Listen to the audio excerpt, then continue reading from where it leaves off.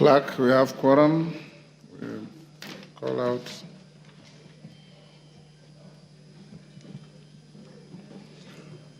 Order number 1, administration of oath. Order number 2, communication from the chair.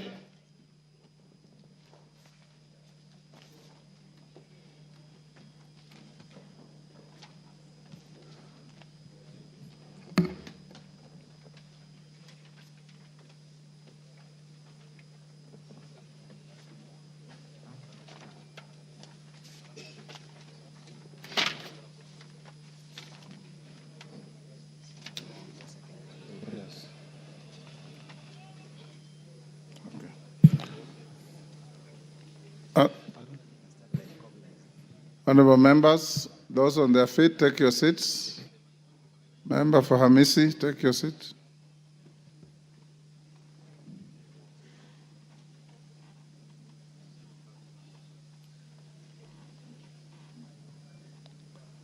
Take the nearest seats, honorable members.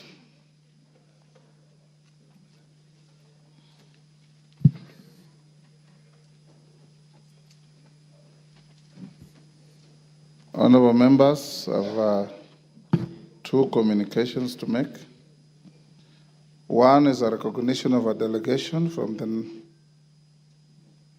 the Senate of Nigeria. Honorable members, I wish to introduce to you a delegation from the Senate of Nigeria who are seated in the Speaker's row. The delegation comprises members of the Committee on Constitutional and Electoral Review and Committee on Women Affairs. They are Senator Patrick Ndubweze, MP, leader of the delegation, Senator Kau Sumaila, MP, the Honorable Miriam Odinaka, MP, the Honorable Tajuddin Karim, MP. Honorable members, the delegation is accompanied by 4 parliamentary staff and 1 official from United Nations UN Women who are seated in the Speaker's gallery. The delegation is in the country to benchmark on strategic interparliamentary relations and to share experiences pertaining to parliamentary practices and to gain deeper insights into legislative processes as well as gender-responsive legal reforms. Honorable members, on my behalf and that of the National Assembly, I welcome them to the Parliament of Kenya and wish them fruitful engagements during their stay in the country. I thank you.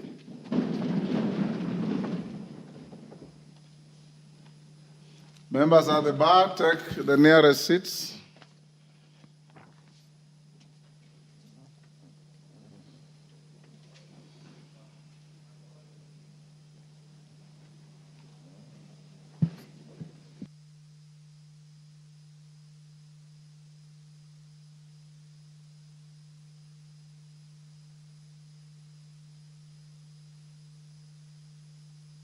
Members, let's go to the next order. I'll come back to communication in a little while.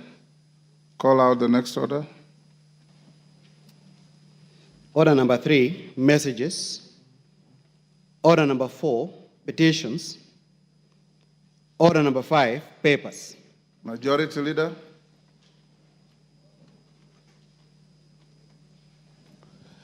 Honorable Speaker, thank you very much. Honorable Speaker, I beg to lay the following papers on the table of the House today, Tuesday, October 01, 2024.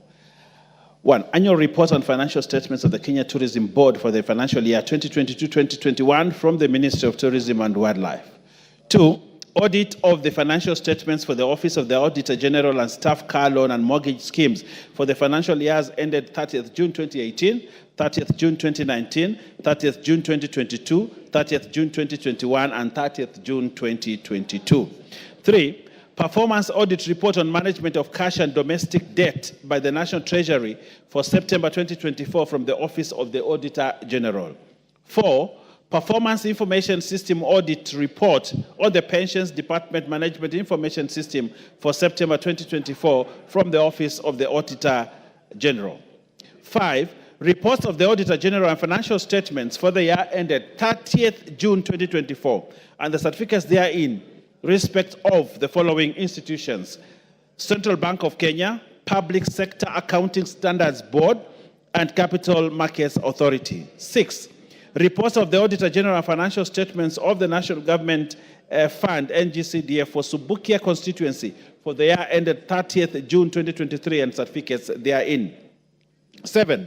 Report to Parliament on all new loans contracted by Government of Kenya from 1st May 2023 to 31st August 2024 from the National Treasury and Economic Planning. And finally, Honorable Speaker, annual performance report for the Micro, Small and Medium Enterprises MSMEs Credit Guarantee Scheme for the period from 1st July 2023 to 30th June 2024 from the National Treasury and Economic Planning. I thank you, Honorable Speaker, and I beg to lay. Leader of Delegation, the Honorable Gladys J. Boss, MGH, Deputy Speaker. You have a paper to lay? Go ahead. Apologies, give me a minute. They're bringing it from my office. Okay. Next order.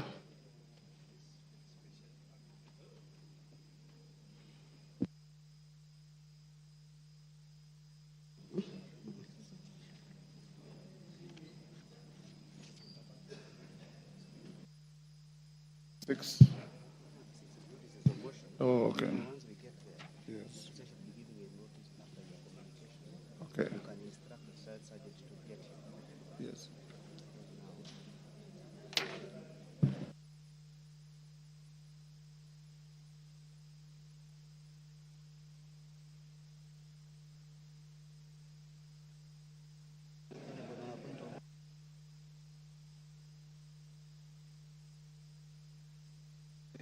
Yes.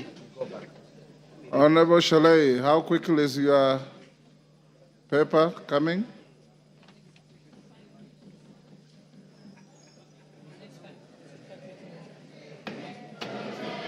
In the next 5 minutes. Okay. Okay, go back to members on their feet, take your seats.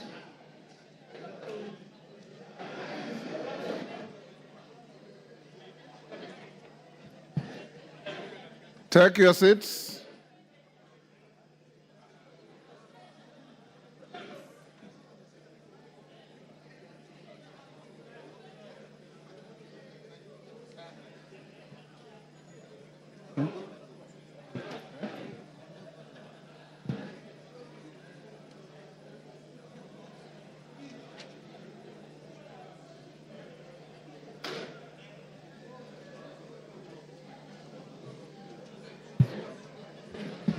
Order, honorable members. Done. Honorable members, I have a second communication to make. Honorable members, I have a communication on a notice of motion for proposed removal from office by impeachment of His Excellency Gachaguas, EGH, as the Deputy President of the Republic of Kenya. Honorable members, pursuant to Article 151B of the Constitution and Standing Orders 64 and 65, I wish to notify the House that I'm in receipt of a notice of a special motion dated Thursday, 26 September 2024, and received on Friday, 27 September 2024, from the member for Kibwezi West, the Honorable Ekomas Mwengi Mutuse MP. The Honorable Member seeks a resolution of the House for the removal from office by impeachment of His Excellency Rigathi Gachagua, EGH, as the Deputy President of the Republic of Kenya. Honorable members, at the back, take the nearest seats. The nearest, Clive.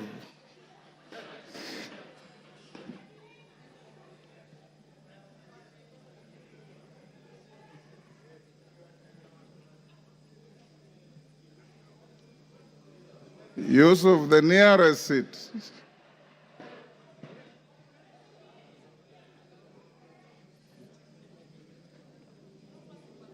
Okay. Honorable members, Article 150B, 1B of the Constitution provides as follows, and I quote, "The Deputy President may be removed from office on impeachment, 1, on the ground of a gross violation of a provision of this Constitution or any other law, 2, where there are serious reasons to believe that the Deputy President has committed a crime under national or international law, or 3, for gross misconduct."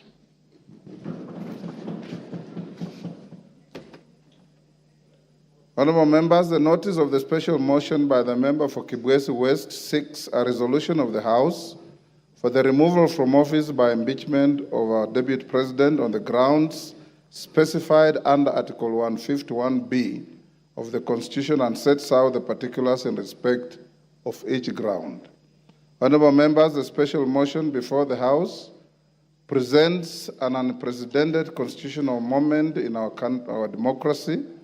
Without doubt, it summons this House to test for the first time under the 2010 Constitution the provisions of our Constitution relating to the removal from office by impeachment of the Deputy President. It will be recalled that during the term of the 6th Parliament, on 27th April 1989, the then member for Embakasi, the Honorable David Mwenje, successfully moved the House to pass a vote of no confidence in the then Vice President and Minister for Home Affairs, the Honorable Josephat Karanja. The motion received an affirmative resolution of the House. Honorable members, it's instructive to note that upon the promulgation of the new Constitution of Kenya in August 2010, the then office of the Vice President assumed a new clothing as the office of the Deputy President. This new clothing embedded in it a new manner of election, assumption of office, and removal from office of the second in command. Whereas the previous Constitution conferred upon the President the power to appoint and remove the Vice President, the Constitution of Kenya 2010 shifted the removal of the Deputy President to Parliament. This lays the ground for the notice of the special motion by the member for Kibwezi West. Honorable members, Standing Order 64.2 relating to removal by impeachment requires the Speaker to dispose of a special motion within 3 days of receipt of notice by a member. Standing Order 64.2 as read in the light of Articles 259, 5 and 6 of the Constitution gives the Speaker the deadline of today, Tuesday, 1st October 2024, to notify the House of receipt of the special motion and its admissibility or otherwise. Honorable members, having notified the House of the special motion, I'll now highlight the preliminary procedural and legal requirements relating to the processing a special motion for removal from office by impeachment of the Deputy President. Members at the bar, take the nearest seats.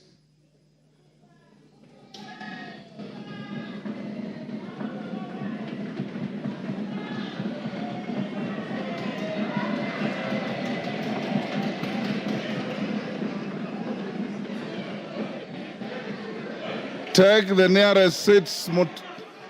Honorable, take your nearest seats. Order. Order. Order.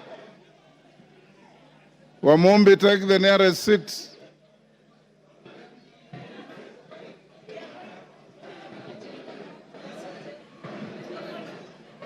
Order, honorable members. Order. Order. Honorable members, Article 152 of the Constitution, order.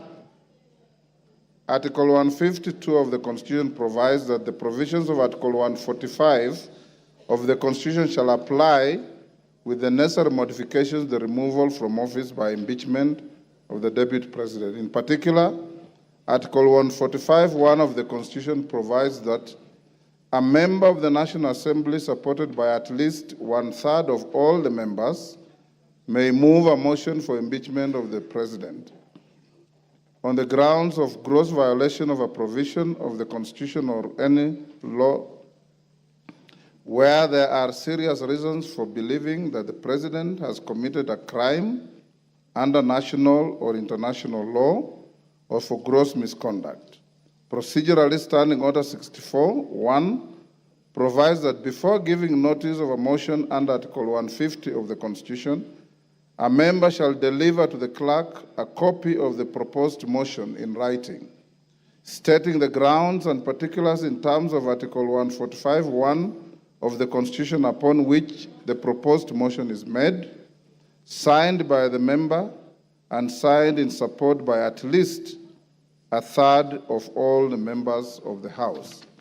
Further, Honorable Members, Standing Order 64(1)A lays out the criteria for admissibility of grounds for removal from state office. For clarity, Standing Order 64(1)A states, and I quote, "The grounds specified in a motion under this standing order shall be admissible if A, framed clearly to particularize and disclose a gross violation of the Constitution or other written law, where gross violation of the Constitution or other written law is indicated as a ground for the intended removal. B, stating with precision the provisions of the Constitution or other written law that are alleged to have been grossly violated, where gross violation of the Constitution or other written law is indicated as a ground for the intended removal. And C, accompanied by necessary evidence, including annexures or sworn testimonies in respect of the allegations. The foregoing procedural and legal requirements for the processing special motions are buttressed by precedents and jurisprudence in various speakers' rulings and court decisions. Honorable members, today I refrain from restating the jurisprudence and focus on determining the admissibility of the notice of the proposed special motion filed by the member for Kibwezi West. In determining the admissibility of the special motion, I'm required to examine its form, threshold, framing of the grounds, and attachment of the necessary evidence. Standing Order 64(1) provides for the criteria for determining whether the proposed motion meets the requirements of the Constitution and the standing orders as to form and the threshold. On form, it should A, be in writing, B, state the grounds and particulars in terms of Articles 151B of the Constitution upon which the proposed motion is made, and C, be signed by the member, and D, be signed in support by at least 1/3 of all the members of the Assembly. Having examined the notice of the special motion by the member for Kibwezi West, I find that the special motion meets the requirements relating to form and threshold set out in the Articles 145(1) and 151B of the Constitution and Standing Order 64(1).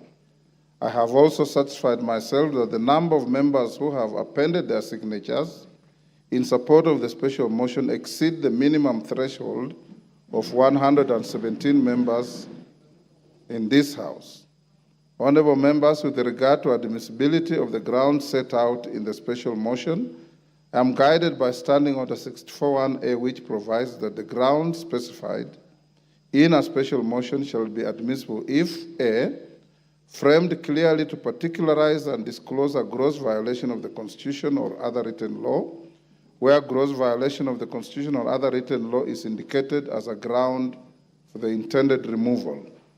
B, stating with precision the provisions of the Constitution or other written law that are alleged to have been grossly violated, where gross violation of the Constitution or other written law is indicated as a ground for the intended removal. And C, accompanied by necessary evidence, including annexures or sworn testimonies in respect of the allegations. Honorable members, having examined the proposed special motion, I note that in keeping with the requirements of Article 151B of the Constitution and Standing Order 64(1)A, the member has stated 11 grounds for removal from office by impeachment of His Excellency the Deputy President. In addition, I do note that the special motion as submitted to my office also contains the particulars upon which the member seeks to move the House to consider the special motion. Honorable members, with respect to evidence, the member has attached documents including annexures and a sworn affidavit to substantiate the grounds stated in the special motion. Consequently, honorable members, I find that the proposed special motion by the Honorable Ekomas Mwengi Mutuse MP meets the requirements of Articles 145(1) and 151B of the Constitution and Standing Order 64 and 65 with regard to form, threshold, and grounds necessary for a member to move a special motion for the proposed removal from office by impeachment of the Deputy President. Honorable members, having determined that the special motion is admissible, let me now focus on the next steps of giving notice of the special motion to the House. Standing Order 47(4)A provides that with respect to a motion for removal of a person from office, a member shall give notice of motion in the House within 3 sitting days following approval by the Speaker. In the circumstances, therefore, the member for Kibwezi West ought to give notice of his special motion either today or tomorrow. Given the nature of the timelines applicable to this special motion, I will, at order number 6, that is notices of motion, accord an opportunity to the member for Kibwezi West to give the notice of the special motion. Thereafter, I'll give further guidance to the House on the next steps to take. The House is accordingly guided. I thank you.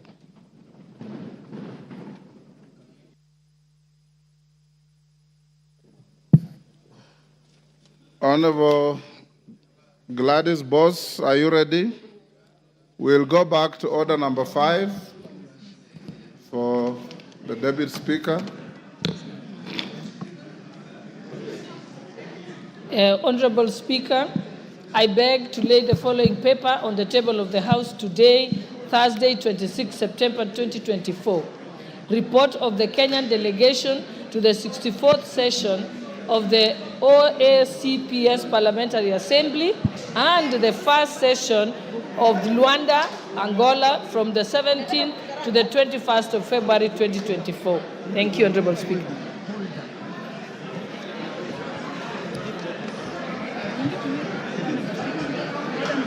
Honorable Speaker. Order. Order, honorable members. Order. Member for Budalangi. Order. Take your seats. Order. Member for Navajo, take your seats.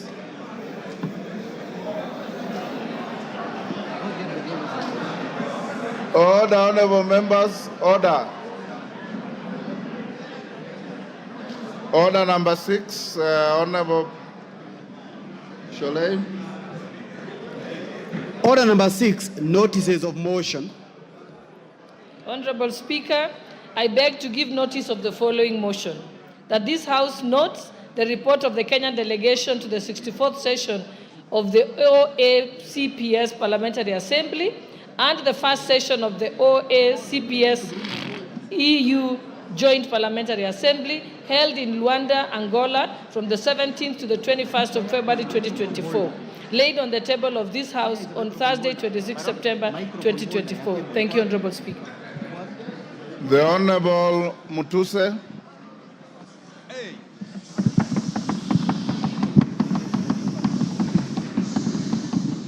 Honorable Mutuse, I'll allow you to speak from the dispatch box, and he will be heard in silence.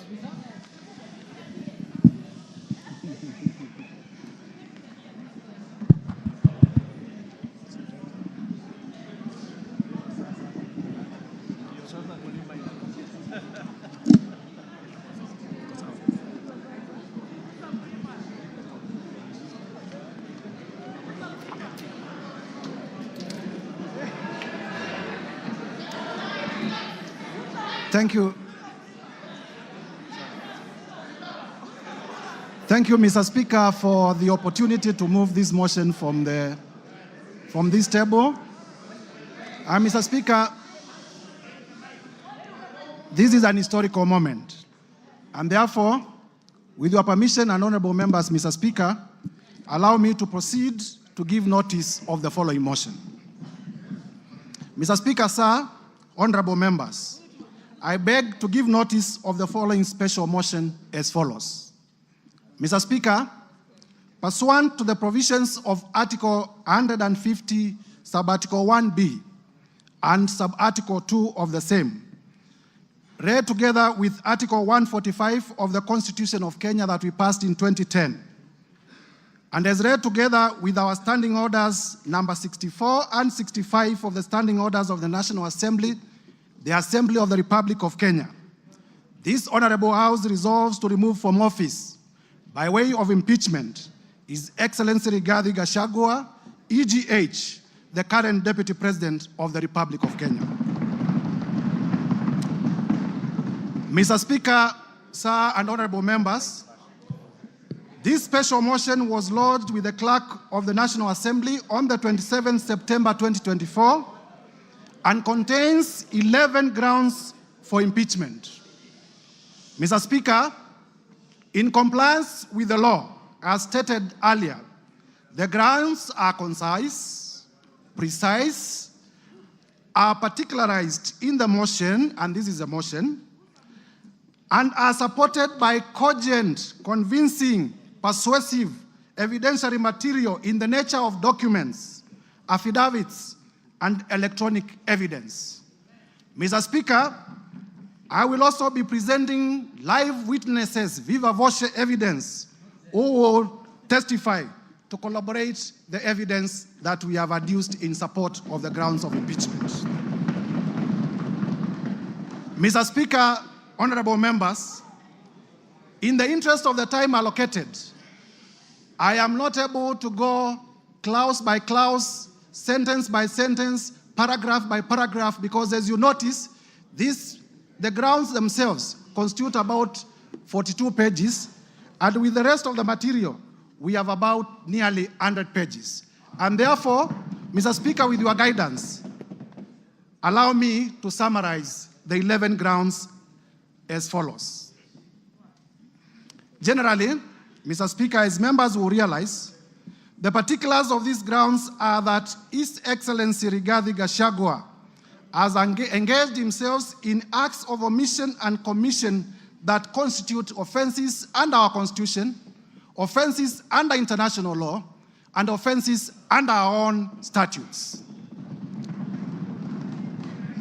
On ground one, Mr. Speaker, we will be demonstrating before this House that His Excellency Rigathi Gachagua has grossly violated Articles 10(2)(1)(a), 10(2)(b) and C, Articles 27(4), Article 73(1)(a) and 2(b), Article 75(1)(c), and Article 129, Sub-Article 2 of the Constitution of Kenya, as well as Articles 147(1), as read with Article 131(2)(c) and D of the Constitution of Kenya. And when the time comes, Mr. Speaker, I will be laying detail, article by article, to show the violations. On ground number 2, Mr. Speaker and honorable members, at the opportune time, I will demonstrate to Kenyans that His Excellency Rigathi Gachagua has violated Article 147(1) of the Constitution and Article 152(1) of the Constitution of Kenya, the most progressive constitution in Africa. Mr. Speaker, on ground 3, I will be demonstrating before this House to Kenyans and to the international community that His Excellency Rigathi Gachagua has violated Article 6(2) of the Constitution, Article 10(2)(a) of the Constitution, Article 174 of the Constitution, Article 186(1) of the Constitution, Article 189(1) of the Constitution, as well as the 4th schedule of the Constitution of Kenya. Mr. Speaker, Mr. Speaker, this is the Constitution of the Republic of Kenya. It is not a mere document. It speaks to the soul of this nation. Under ground 4, Mr. Speaker, I will demonstrate that His Excellency Rigathi Gachagua has violated Article 161 of the Constitution of Kenya. I will further demonstrate under ground 5 that His Excellency Rigathi Gachagua, the Deputy President, the current Deputy President of the Republic of Kenya, has grossly violated Article 3(1) as read together with Article 148(5)(a) of the Constitution. Under ground 6, Mr. Speaker and honorable members, I will demonstrate that the Honorable Rigathi Gachagua has committed crimes under Section 13(1)(a) and 62 of the National Cohesion and Integration Act, the act that speaks to our nationhood, the act that speaks to our multi-ethnicity, the act that speaks to our society remaining together as a cohesive society. And I will demonstrate with videos, I will demonstrate with affidavits, I will demonstrate with documents that the man holding the office of the Deputy President has violated the same law that he swore to protect in his own oath of office. Under ground 7, Mr. Speaker, I will demonstrate before this House that His Excellency Rigathi Gachagua has committed crimes under Sections 45(1), Section 46, Section 47(a)(3), Section 48(1) of the Anti-Corruption and Economic Crimes Act. Anti-Corruption, Mr. Speaker, honorable members, Anti-Corruption and Economic Crimes Act, by using his office to unjustly enrich himself, by using his office to acquire within 2 months properties well beyond 55.2 billion.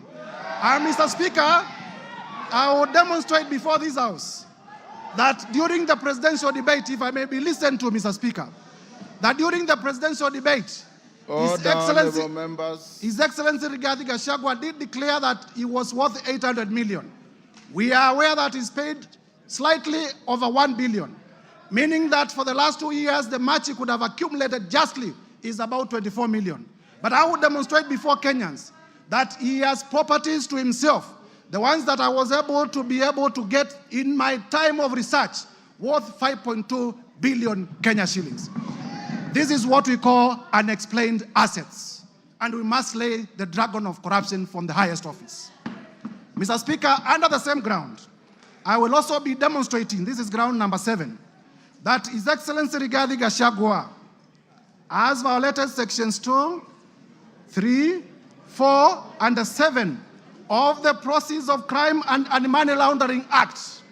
Mr. Speaker, you are aware that the Proceeds of Crime and Money Laundering Act is one of those laws pursuant to Section 2 of the Constitution of Kenya that we domesticated because of our international obligations about money laundering. And therefore, by proving the same, I will also be demonstrating before Kenyans that His Excellency Rigathi Gachagua has committed international crimes. Under ground 8, Mr. Speaker, I will demonstrate that the Deputy President of the Republic of Kenya has committed crimes under Section 132 of the Penal Code and Section 29 of the Leadership and Integrity Act. And honorable members will realize that the Leadership and Integrity Act is the law that was enacted by this parliament, none other than this parliament, to give effect to Chapter 6 on leadership and integrity of the Constitution.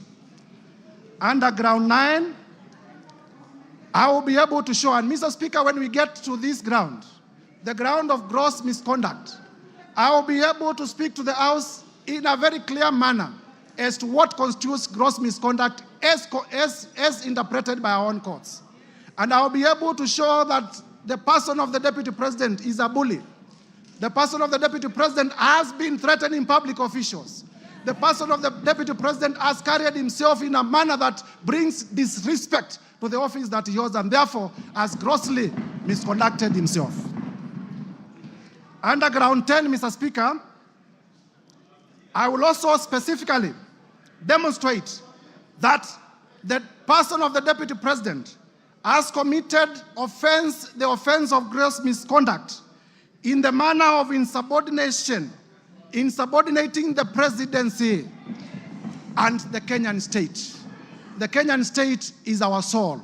And if you insubordinate the state, you are not worth being a state officer.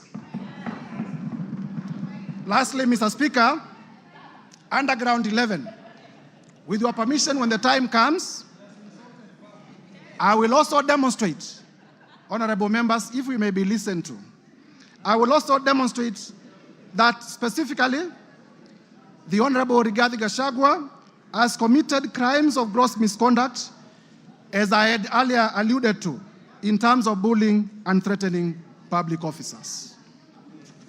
Mr. Speaker, in compliance with the provisions of Articles 145(1) of the Constitution, as read together with the National Assembly Standing Order number 65, honorable members, if you may listen, this is important.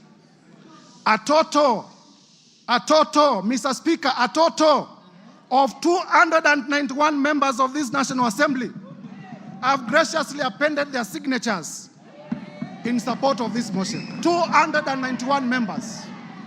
Mr. Speaker, it will be remembered, Mr. Speaker, it will be remembered that at this stage of moving the motion, the requirement of the law is that the motion should be supported by 1/3, translating to about 117 members. However, Mr. Speaker, we have 291. I therefore wish to thank my colleague members of Parliament for supporting this motion to over 83%, way beyond the required threshold of two-thirds, which is 67%, that is required at the next stage of voting for this motion. So, Mr. Speaker, there are times when we used to say this is an open and shut case. Mr. Speaker, sir, as a requirement of our standing orders, please allow me to read the names of the members who have signed in support of this motion.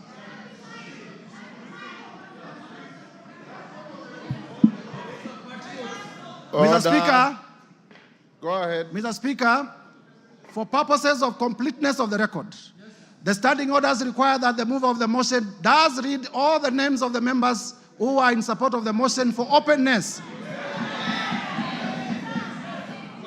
And I therefore read the name of the patriots, borrowing from Senior Peter Kaluma. Mr. Speaker, I began with myself. The Honorable Ekomas Mwengi Mutusa, yours truly. The Honorable Owen Baya. The Honorable Japheth Nyakundi. Matthias Robi. Kimani Ishungwa. Member for Kikuyu and Majority Leader. Abdul Rahim Daoud. Patrick Munene Dwiga. Eric Wamombi, the member for Madera. George Kariuki. Kili Daniel Karido. Dorothy Mudhoni Ikiara. Mwangi Kiunjuri. Boro Ambore. Elizabeth Kairemia. Edwin Mugo Gishoke. Rindikiri Mugambi. Jane Kagiri. Anne Murada. John Paul Murigi. Gikaria David. John Kirago. Mary Mainge. Alice Nganga. Wambugo Wainaina. Mashua Waidhaka. Kuria Kimani. George Kitonga Murugara. Simon Nganga Kingara. John Kiaria Wainaina. Shadrach Mwiti. Honorable Joseph Wainaina, nominated. Betty Maina. Geoffrey Kiringa Waroko. Roko. Gigi Kagombe. Julius Taitumu.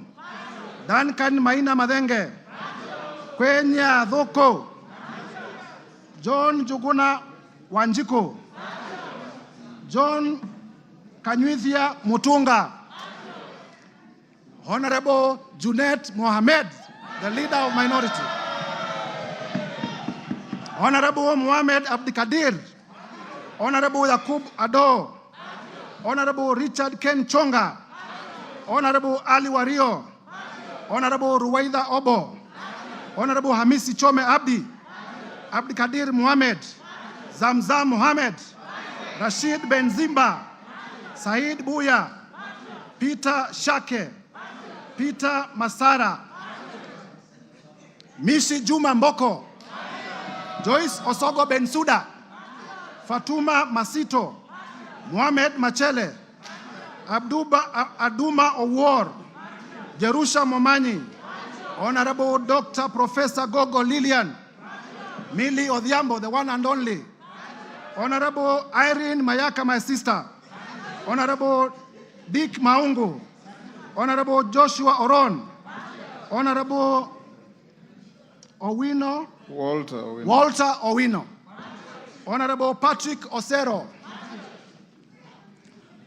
Honorable Molfason Barongo, Mark Ogola Nyamita, Tom Ondege, Gisairo Ombane, Oku Kaunya, Rosa Mbuyu, Charles Were, Fatuma Mohamed, Paul Abuor, Badu Twalib, Dr. Charles Ochieng, Caleb Amisi Luyai, Elisha Odhiambo, Farah Alim, Elijah Memusi Kanchori, Kakuta Maimai Hamisi, Aden Daud Mohamed, Honorable Honorable Wanjala, Honorable Peter Orero, Honorable Martin Peters Owino, Honorable George Peter Kaluma, Honorable TJ Kajuang, Chiforomondo Mwangale, Honorable Donya Doris, Stephen Mogaka, Felix Odiwor, Geoffrey Odanga, Honorable Tim Wanyonyi, Honorable Christine Ombaka, Honorable Hussein Weitan, Honorable George Aladwa, Joseph Oyula, John Bwire, Omar Mwinyi, Catherine Omanyo, Danson Mwashako of Wiper Party, Innocent Mugabe, Charles Nguna, Mwingi West of Wiper Party, Honorable Elsie Muhanda,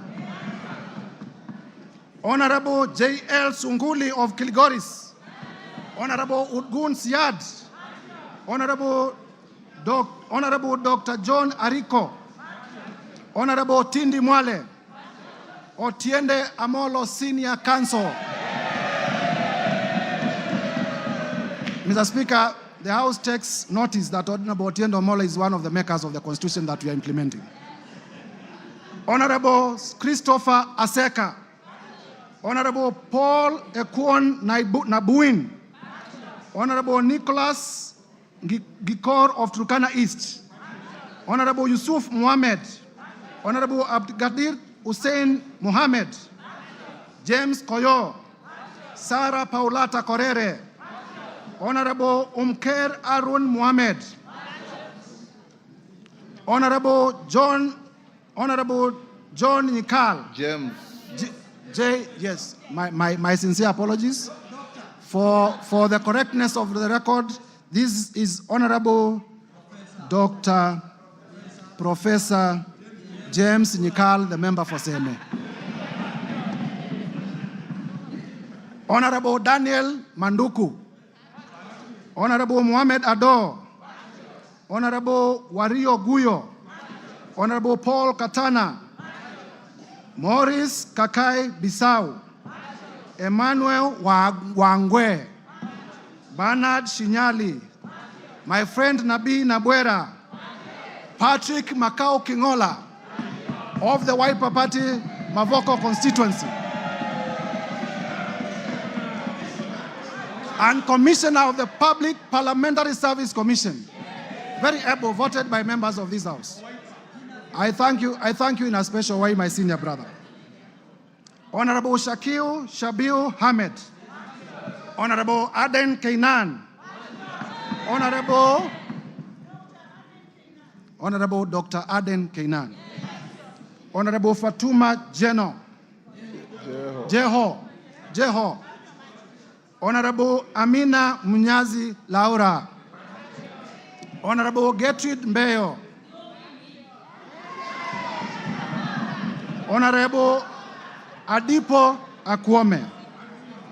Mr. Speaker, if you allow me, I can have a sip of my water. Go ahead.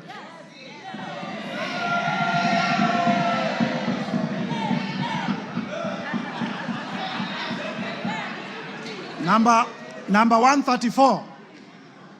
Number 134, Abdi Omar Shurie, the chairman of the Committee of this House on Public Debt. Honorable Tom Oluoch, the member for Dagoretti Beatrice Elachi. Honorable Samuel Arama. Honorable Guyo Jaldesa, Professor. Honorable Anton Kibagedi, my brother. Honorable Samuel Atandi, my brother. Honorable Ruth Busia. Honorable Ruth Odinga Busia, the women rep for Kisumu County. Honorable Eve Obara. Honorable Johnson Manya Naika of Mumias East. Kipyegon Joanna. Omboko Milemba. Marwa Maisori. Moses Kirima. Lydia Aiga Mizigi. Adan Aji Yusuf. Mumina Bonaya. Charles Gimose. Mohamed Tubi. Zahir Janda. Clemens Lawyer. Zuleka Hulbal Arun. Lekumontare Jackson, member for Samburu East. Anton Kenga Mpe, ukimwona Mpe. Bashir Abdullahi. Didmas Barasa. Malulu Injendi. Geoffrey Mulanya. Frederick Ikana. Mr. Speaker, for completeness of the record, there are names that I have cancelled and I have signed against the cancellation.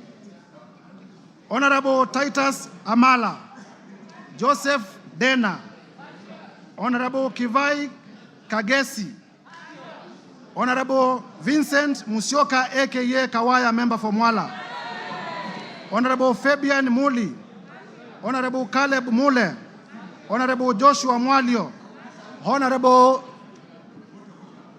Honorable Dr. Recho Nyamai Kaki, Honorable Nimrod Mbai, aka KPLC, Honorable Dido Raso, Honorable Lekuton of Laisamis, Honorable Chief Whip Silvanos Osoro, Honorable Abdisarat K. Ali, Honorable Abdul Haro, Honorable Mary Emase, Irene Joki, Nebat Muriuki, George Gachagua, Stephen Karani, Gidhua wa Masukuru, Rahabu Mukami Wasira, Joroge Wainaina, Elijah Njoroge Kururia, Epuyu Nanok Daniel, Mudhoni Marubu Monica, Kenneth Tungulu, Mudhama Stanley, Joseph Emanthe Namur, Faith Gitau, Cecilia Asieni Ngitit,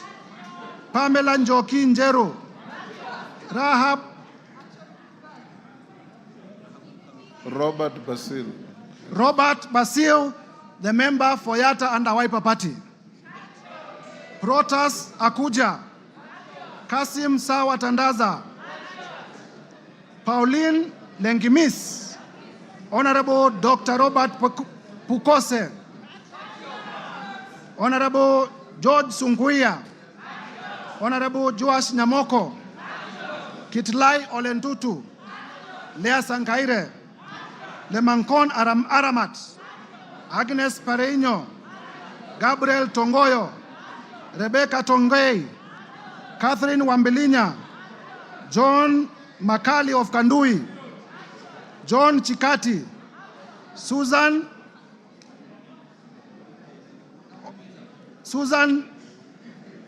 of Tharaka Nithi, the women rep for Tharaka Nithi County. Mburu Kahangara, Geoffrey Wandeto, Ronald Karauri, Jackson Koech,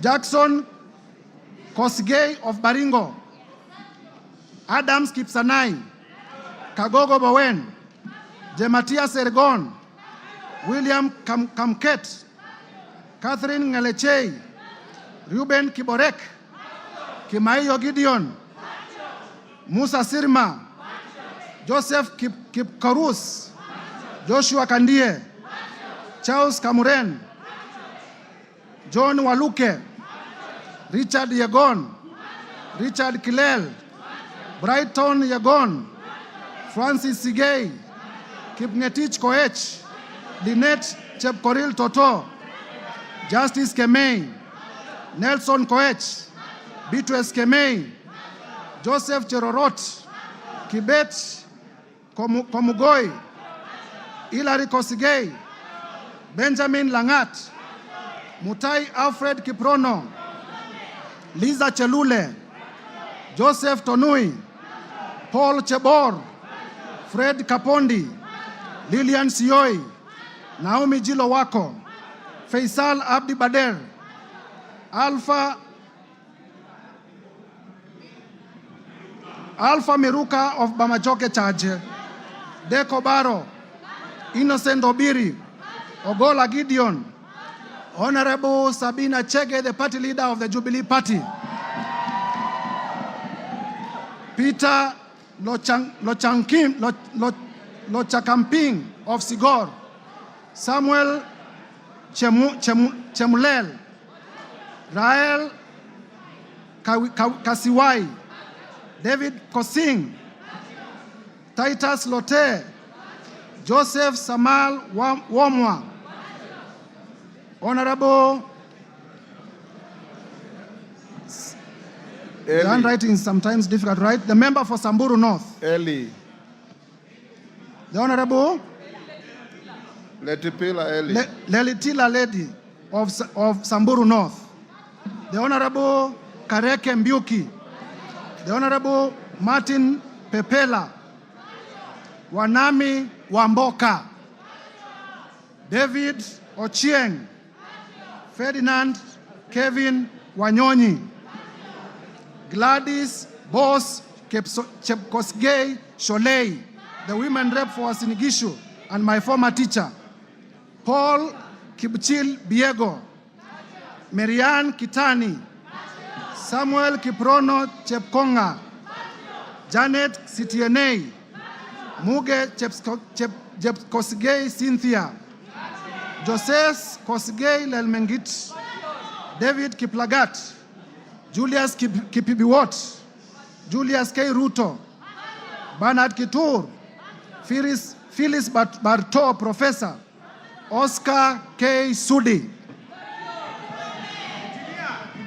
Engineer Oscar Sudi, Dan Wanyama, Honorable Dr. Adagala Beatrice, Amina Dika, Abdi Ali Abdi, Hussein Abdi Bare, Gonzi Rai, Ibrahim Abdi Sanei, Honorable Ker Kasim, Honorable Salah Farah, Karoli Omondi, Robert Gishimu, Michael Mushira, Jared Okello. Jared Okello is my last name, making a total of 291 members.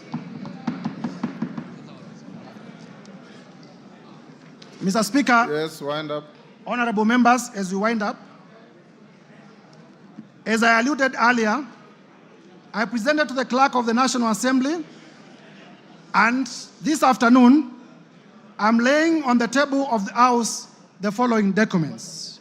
Number one, the special motion dated 26th of September 2024, and received by the clerk on the 27th of September 2024, and I have it in my hands and I'll be laying it shortly.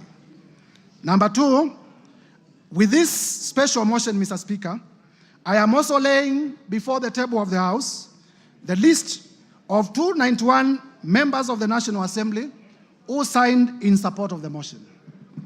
Mr. Speaker, number three, I will also be laying the bundle of evidence in support of the grounds in the motion. And number four, I will be laying the list of witnesses all contained in this bundle. Mr. Speaker, Kenyans will be shocked. Indeed, Kenyans will be very shocked when we finally unravel and demonstrate the grounds and the supporting evidence. I therefore, through you, Mr. Speaker, humbly request the House Business Committee to allocate me ample time at the time of moving the motion so that Kenyans can appreciate in detail the injustices that have been committed against them by the person of the Deputy President. I thank you, Mr. Speaker, and I beg to give notice of the special motion and to lay the said documents on the table of the House. And if you allow, Mr. Speaker, as I conclude, please allow me to highlight the following. Order. Mr. Speaker, I am a Christian, and I often read the Bible. And the Holy Bible, in the book of Proverbs 29 verse 16, says as follows: when the wicked are in authority, sin flourishes. But the godly, and mark the godly in small g, will live to see their downfall. That is the Holy Book as contained in the book of Proverbs 29:16. Further, Mr. Speaker, in the book of Mark, chapter 9, verses 42 to 47, it says as follows, and I quote: If anyone causes one of these little things, honorable members, Kenyans, please listen carefully. If anyone causes any one of these little things, those who believe in me, to stumble, it would be better for them if a large millstone were hung around their neck and they were thrown into the sea. 43, if your hand causes you to stumble, cut it off. It is better for you to end a life maimed than with two hands to go into hell, where the fire never goes out. 45, and if your foot causes you to stumble, cut it off. It is better for you to end a life crippled than to have 2 feet and to be thrown into hell. And if your eye causes you to stumble, pluck it out. It is better for you to enter the kingdom of God with 1 eye than to have 2 eyes and be thrown into hell. Mr. Speaker, if Kenyans cannot get services because of Deputy President Gachaguas, we'll be pleading, pluck him out from government. Mr. Speaker, honorable members, it is my belief that these 2 quoted verses are also true to the Quran and to other holy books. Turning now to our own jurisprudence. Honorable members, because many of us are political practitioners, even those who are not lawyers, would remember that in nullifying... Order, Mtuse, you are giving an motion, you are not debating the motion. Yes, I'm finishing. Yes. I'm finishing. In nullifying the 2017 presidential elections, His Lordship, the Chief Justice Emeritus, the Honorable David Maraga, pronounced himself in the following words: the greatness of any nation lies in its fidelity to the Constitution and adherence to the rule of law, and above all, respect to God. And Mr. Speaker, it is this persuasion, Mr. Speaker, that has made me to bring this motion of impeachment against the person of the Deputy President, His Excellency Rigathi Gachagua. For the record, and Kenyans, listen, I have no grudge, I have no malice, I have no ill will, I have no personal vendetta against His Excellency Rigathi Gachagua. I am just doing my duty as a citizen of the Republic of Kenya and executing my mandate as a member of this House as mandated under the Constitution. to bring this motion. I will therefore, Mr. Speaker, with your permission, lay the documents before the House and beg to give notice of the motion. I thank you, Mr. Speaker. Hand over the members. documents to the clerk.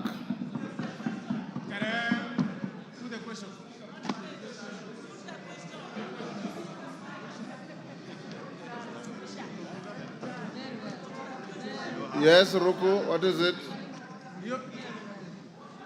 Order, members. Ruku, what is it? Honorable Speaker. In relation to the motion? Yes. What is it? Honorable Speaker, I rise to seek your clarification on the special motion for the removal of the Deputy President. Honorable Speaker, as you are aware, 4 seats in the House are vacant following the resignation of the Honorable Obio Wadai and Honorable John Badi upon being appointed as Cabinet Secretaries. Further, as you are aware, the seat of Magarini constituency was declared vacant following a successful election petition. The Banisa constituency seat was also declared vacant following the unfortunate demise of our colleague. In this regard, we are now 345 members in this House and not 349 members. Honorable Speaker, in this right, what the threshold shall you use to determine whether the special motion, what is the threshold, Mr. Speaker, shall you use to determine whether the special motion meets the constitutional threshold?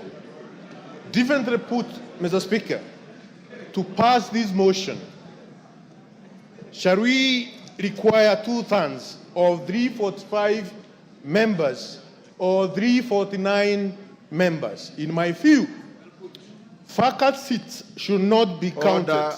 You can't ask a question and answer it. You cannot ask the question and answer it. Honorable Speaker, let me prosecute. I'm trying to prosecute my point of order.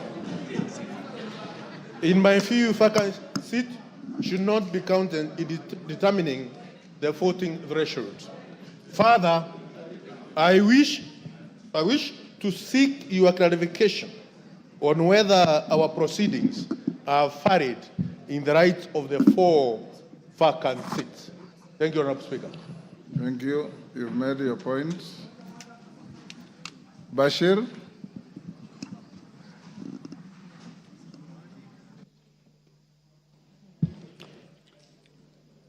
Honorable Speaker, Article 145 and 150 of the Constitution provides for removal of the Deputy President.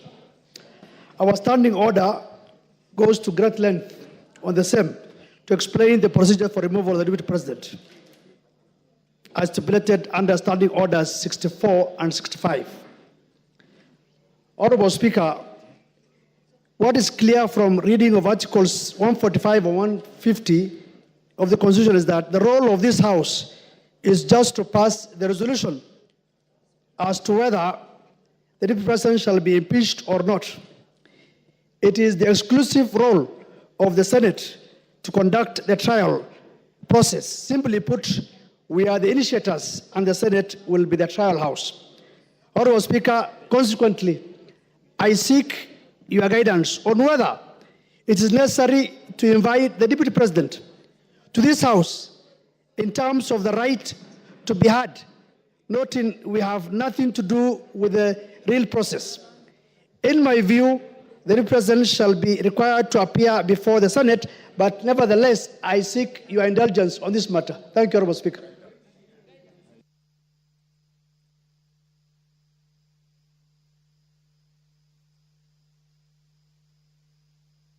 Honorable members, we'll leave it there. Yes, Junet. Mr. Speaker, I don't intend to anticipate debate I will not allow you to. Yeah, because this is just a notice of motion. But, Mr. Speaker, there are matters that surround the notice of the motion that needs your guidance and action, Mr. Speaker, because, Mr. Speaker, this is a very momentous issue. Because, as you are aware, when this country gave itself the new constitution, Mr. Speaker, Kenyans were very happy. And this is one of the moments in this House, Mr. Speaker, when we are going to exercise Article 150, which has not happened before. So, Mr. Speaker, this is a very, very important matter for this nation, Mr. Speaker, that is being exercised through this House. But having said, Mr. Speaker, as you're aware, there are members from our side and members from the other side who have signed to this petition, to this motion, Mr. Speaker. And, Mr. Speaker, I wanted to get your assurance as the boss of this House, as the leader of this House, as the Speaker of this House, Mr. Speaker, that the 291 members of Parliament who have signed to this motion, Mr. Speaker, their safety and security will be guaranteed, Mr. Speaker. Because the motion does not end at the tabling, at the notice of motion today. It will go through a process. It will be formally again moved. Members will debate, and members will vote on it. Mr. Speaker, we want those 291 members of Parliament to turn up here the day of voting, Mr. Speaker, without missing any one of them, Mr. Speaker. Mr. Speaker, we have just passed the new Inspector General of Police the other day here, Mr. Kanja. Not really. He must take responsibility as the Inspector General of Police, Mr. Speaker, to guarantee the safety, as the Inspector General of the country, Mr. Speaker, to guarantee the safety and the security of the 291 members. Mr. Speaker, you know this thing. What we are doing is not a small thing, Mr. Speaker. When Trump was being removed, was being impeached in the United States, Mr. Speaker, you know what he attempted to do. And what can happen here, you know, Mr. Speaker. And let us not fight, let us not begrudge anyone, because what the House is doing is constitutional, because the House is just exercising its mandate. It's not doing anything outside the Constitution. There is nothing unconstitutional that's happening in this House, Mr. Speaker. You can impeach a cabinet secretary, you can impeach a deputy president, you can impeach the president if you wish so.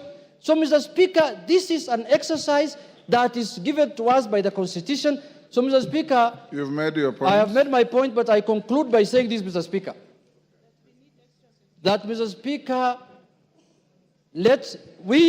when we were elected, Mr. Speaker, as members of Parliament, we became the staff of the Parliamentary Service Commission. Each member here, Mr. Speaker, their employer, they are employees of the Parliamentary Service Commission, which you are the chairman, Mr. Speaker.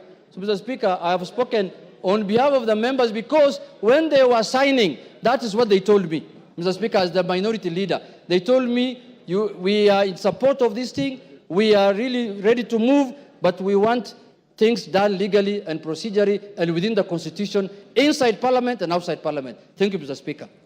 Thank you. I don't want to open debate. Yes, Whip, what's your point of order? Honourable Speaker, I also seek your guidance and indulgence on the notice of motion that has just been tabled here today, because we all agree that post-2010 Constitution, this is unprecedented. In as much as it happened years back, this is very new, post-2010 Constitution, and we will need a bit of some guidance. Ordinarily, Honourable Speaker, any motion that is brought before this House and that is of public interest goes through the entire process, including public participation, Honourable Speaker. I need to seek your guidance and indulgence on the place for public participation as far as this notice of motion is concerned. Because looking at the jurisprudence that has been made by the courts and the lower legislative arm, which is the county assemblies, on the impeachments of the governors and deputy governors, Honourable Speaker, you'll realize and notice that many impeached governors or their deputies challenge their impeachment based on the process of public participation, Honorable Speaker. This is unprecedented, and of course it's my view that to replicate the same, to what happens on the impeachment of governors and deputy governors, and they invoke the element of public participation across the country. You've made your point. Thank you, sir. Yes, Majority Leader. Before you, Majority Leader, Farah has been raising his hand. I'll give you 1 minute, Farah. Mr. Speaker, I also join the other colleagues in this, but I've just one very important, most important in this country to raise. Not only do we have to protect the lives of 291 members of parliament who have appended their signature there, we must also protect the system. The IG must protect our president to the hilt. Because you know the kind of a constitution we have.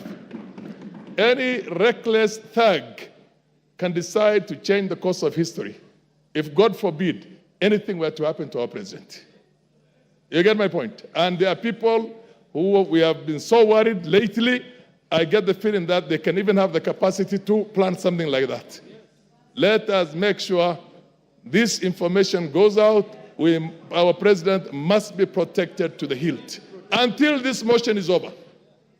Because if, God forbid, anything were to happen, then we have something much bigger to worry about. Thank you. And those guys you're the last one there. Thank you, Honorable Speaker. My Honorable Speaker, if you will indulge me, I'll add something on security. But before that is on Standing Order 85, Honorable Speaker. 85-2, which, Honorable Speaker, would beg, even as you guide members, that members listen, that it shall be out of order to anticipate the debate of a motion of which notice has been given by discussion upon a substantive motion or amendment, and all that is said in the standing orders, Honorable Speaker. And I say this, Honorable Speaker, because I know we are in an open and transparent society, and many of us will be invited to media stations to discuss this impeachment motion which notice has been given today. Just to caution members that it will be completely out of order to discuss the substance of the motion in media stations before debate, as is contained in our standing orders. So when we're invited to media stations, maybe we be guarded in what we discuss, so that we do not go into the substance of the motion until we are done with debate. After debate, Honorable Speaker, we are all at liberty to discuss, and that includes, Honorable Speaker, both those who have appended their signatures, like myself, and the other few who have not appended their signatures, Honorable Speaker. The 58 members who have not appended their signatures. Honorable Speaker, just to add on to what the Honorable Farah and Honorable Junet have said, Honorable Speaker, the security of members of Parliament is paramount. Honorable Speaker, I say that looking at you, because you know on the 25th of June this year, Honorable Speaker, none other than yourself, you were a target, and you know that. And not a target for harm, but a target for elimination, based on the position you hold as Speaker and the ranking order should anything happen to the President or the Deputy President, Honorable Speaker.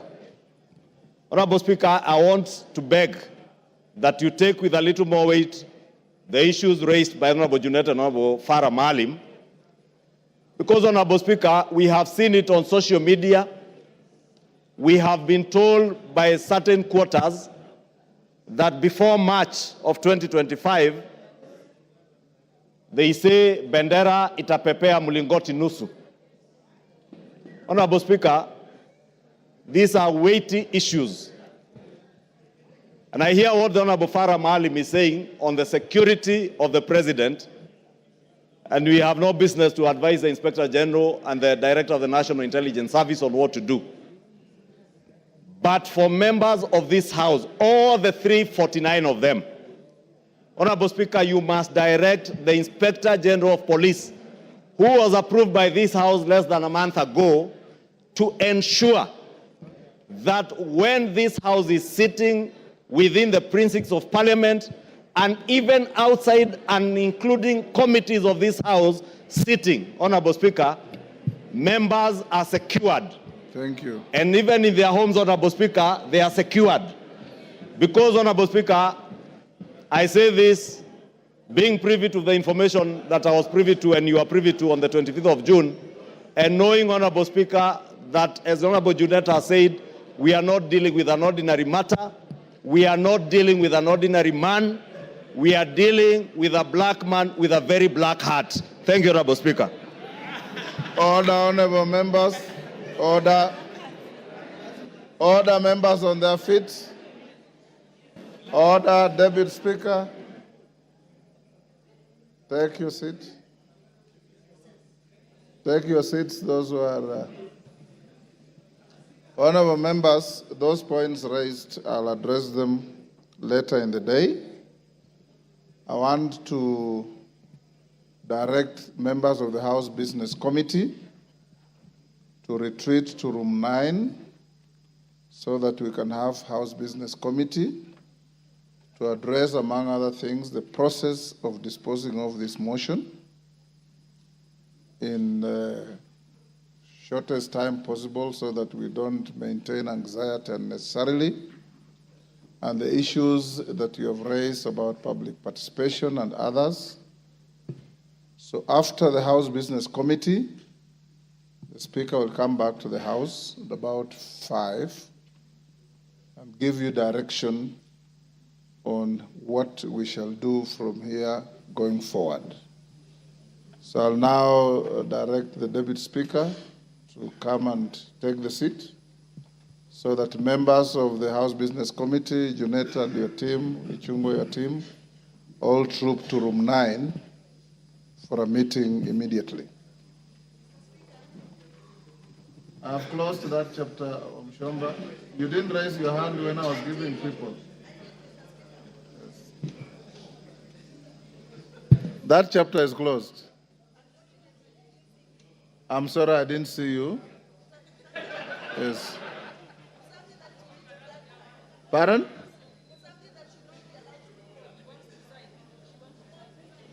Two? Take the seat. Deputy Speaker, take the seat.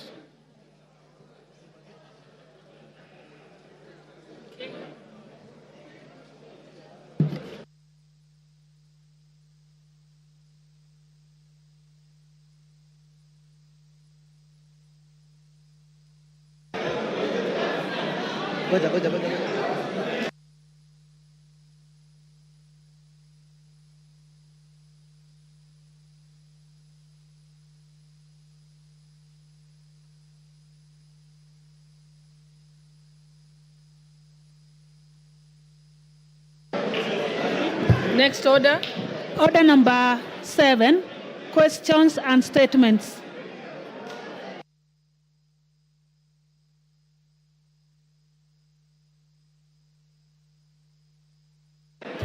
Honorable members, order. The Honorable Member for Funyula.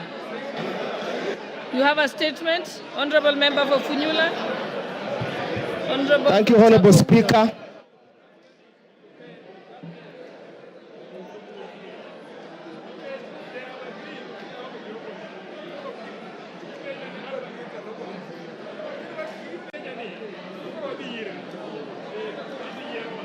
Honorable Speaker,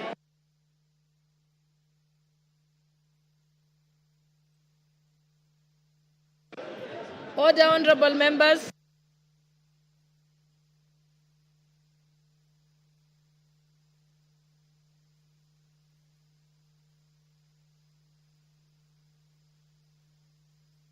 Order, honorable members. Order, honorable members.